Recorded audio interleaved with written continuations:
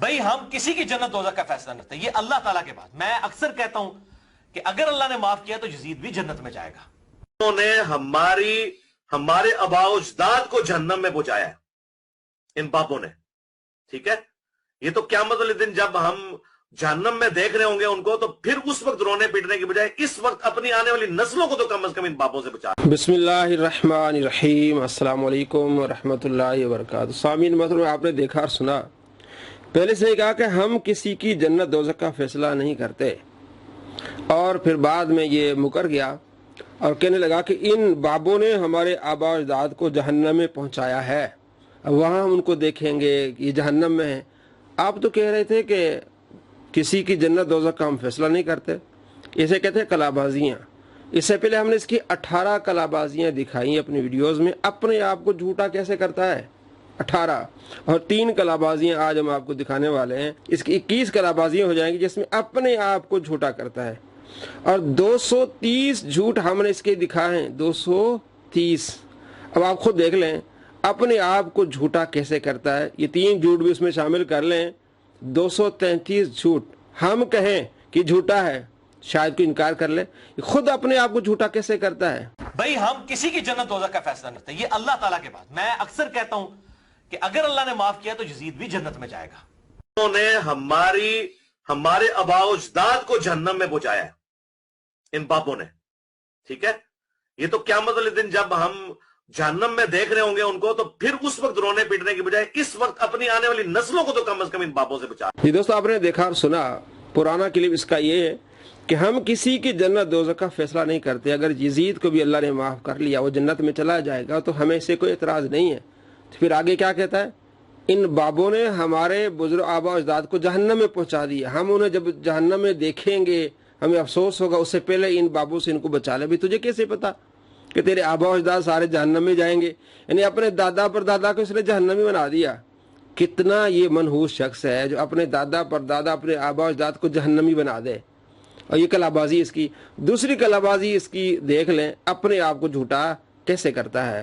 رافضیت سے مراد یہ ہے کہ ایسا گروہ جو صحابہ کرام علیہم رضوان کو، خصوصاً سیدنا ابو بکر اور عمر اور سیدنا عثمان رضی اللہ عنہم اجمعین، یا سیدہ عائشہ رضی اللہ تعالی عنہا کو برا کہتا ہے، اس کو کہتے ہیں رافضی۔ رفضنا، یہ بہت بڑے امام نے کہا تھا رفضنا، کہ انہوں نے اپنے امام کو چھوڑ دیا ہے۔ جنہوں نے اپنے اماموں کی تعلیمات چھوڑ دی ہیں ان کو ہم کہتے ہیں یہ رافضی ہیں۔ ائمہ اہل بیت کی تعلیمات چھوڑ دی، وہ رافضی کہلائے۔ شیخ زبیلی جی صاحب نے اپنی کتاب فتاوی میں انہوں نے کہا ہے کہ رافضی اس کو کہتے ہیں جو صحابہ کی کردار کشی اور مذمت کرتا ہے۔ تو اس ویرلی زئی صاحب کی اپنی ڈیفینیشن ہے، صحابہ کی کردار کشی اور مذمت کرنے والا اگر رافضی ہے تو رافضی وہ ہے جنہوں نے کوفے اور مدینے کے ممبروں سے حضرت علی پہ لعنت کروائی ہے۔ حدیثیں ہم نے لکھ دی ہیں، تو ٹھیک ہے نام لیں ان کے، انہیں رافضی کے، ظاہر ہے جو حضرت علی کے اوپر لعنت کروا رہے ہیں اس سے بڑی کیا مذمت ہوگی کہ آپ رزلٹ بھی نکال رہے ہیں، صرف مخالفت نہیں، اس کے بعد آپ ان پہ لعنت کروا رہے ہیں، انہیں برا کہہ رہے ہیں، ان صحابہ کو ڈانٹ رہے ہیں جو ان کو برا نہیں کہتے۔ تو بڑے رافضی تو وہ لوگ ہوئے تھے، ان کے نام لیں۔ اور انہوں نے جب درس شروع کیا تو وہاں پہ لوگ ناسبی بیٹھے تھے۔ ناسبی وہ ہوتے ہیں جو حضرت علی سے بغض رکھتے ہیں، رافضی وہ ہوتے ہیں جو حضرت ابو بکر و عمر پہ سب و شتم کرتے ہیں۔ انہوں نے کہا جی حضرت معاویہ کی شان میں بھی کوئی حدیث بیان کریں، تو انہوں نے پہلے میرے لیے گل کی تھی کہ یار میری زبان بند رہنے دو۔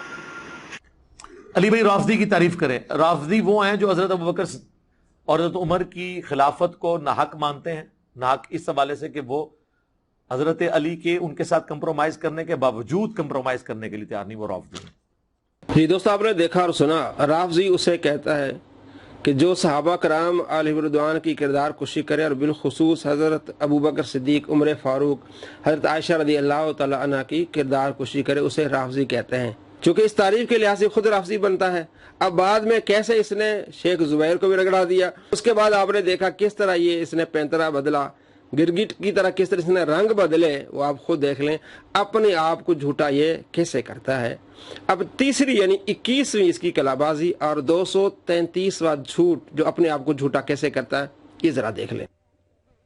نبی علیہ السلام کے زمانے سے زیادہ سخت وقت ہے ہم پر۔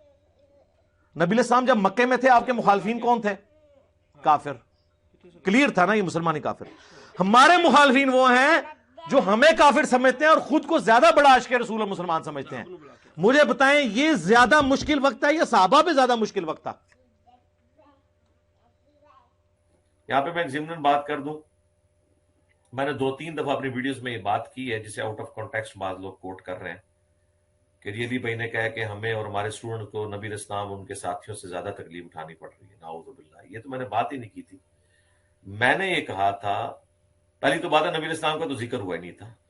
میں نے یہ کہا تھا کہ ہمارے اسٹوڈنٹس کو بعض اعتبار سے صحابہ کرام علیہم رضوان سے زیادہ تکلیف اٹھانی پڑ رہی ہے، بعض اعتبار سے. یہ دوستو آپ نے دیکھا اور سنا کہ نبی علیہ السلام کے زمانے سے زیادہ سخت وقت ہے ہم پر، کیونکہ اس وقت نبی صلی اللہ تعالیٰ علیہ وآلہ وسلم کا مقابلہ کافروں کے ساتھ تھا. لیکن اب ایسا زمانہ ہے کہ ہمیں کافر کہتے ہیں اور اپنے آپ کو عاشق رسول کہتے ہیں.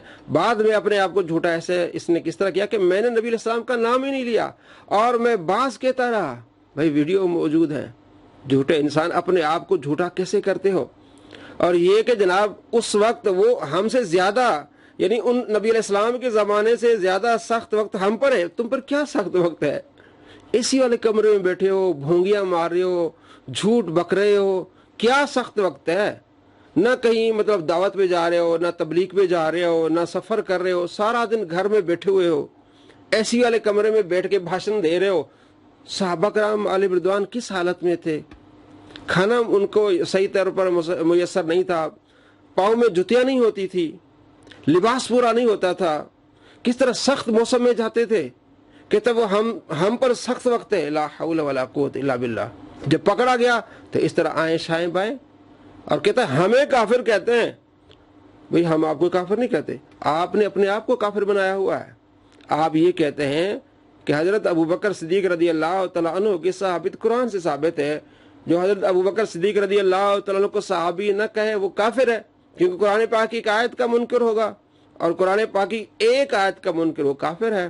اور بعض میں آپ کیا کہتے ہیں ذرا دیکھ لیں. سیدنا ابوبکر صدیق رضی اللہ تعالیٰ عنہ اس آیت کے تحت آپ صلی اللہ علیہ وسلم کے صحابی ہیں، کیونکہ یہ اس میں کیا الفاظ ہے؟ اذ یقول لصاحبہ، کہ جب وہ اپنے صحابی سے کہتے تھے، ساتھی سے. اب چونکہ سیدنا ابوبکر صدیق رضی اللہ تعالیٰ عنہ کی صحابیت قرآن سے ثابت ہو گئی ہے پرٹیکولرلی، اس لیے آپ رضی اللہ تعالیٰ عنہ کی صحابیت کا انکار کرنے والا کافر ہے، جو آپ کی صحابیت کا انکار کرتے ہیں. اسلام میں داخل کرتے وقت جو چیزیں آپ نے کسی سے پڑھوائی تھی نا، جب تک وہ ان چیزوں کا انکاری نہیں ہوتا اس وقت تک اسلام سے نکل نہیں سکتا. ہوا آپ جب کسی کو مسلمان کرتے ہیں تو کیا آپ اس کو کیا یہ پڑھاتے ہیں لا الہ الا اللہ محمد رسول اللہ ابو بکر ولی اللہ؟ تو اب حضرت ابو بکر کا انکار کرنے سے وہ اسلام سے نہیں نکلے گا. یہ دوستو آپ نے دیکھا، پہلے اس نے کہا کہ جناب قرآن سے ثابت ہے آپ کی صحابت. اب کیسے اس نے پینترا بدلا، پتہ نہیں کس طرح اس پر گمراہی چھائی ہوئی. جناب ہم جب کلمہ پڑھتے ہیں تو لا الہ الا اللہ ابو بکر صدیق تو نہیں کہتے ہیں. جناب علی خود ہی آپ نے کہا ہے کہ حضرت ابو بکر صدیق رضی اللہ تعالیٰ عنہ کی صحابت قرآن سے ثابت ہے. جو حضرت ابو بکر کا انکاری ہوگا، وہ قرآن کی آیت کا انکاری ہوگا، تو وہ کافر ہوگا. تو آپ تو ان کو اس طرح کی باتیں بتا رہے ہیں، آپ یعنی اس چیز سے آپ انکاری ہو گئے کہ وہ کافر نہیں ہوگا. آپ نے بھی قرآن کی ایک آیت کا انکار کر دیا. دوستو آپ خود سمجھ لیں کہ یہ بہت پرلے درجے کا جھوٹا انسان ہے.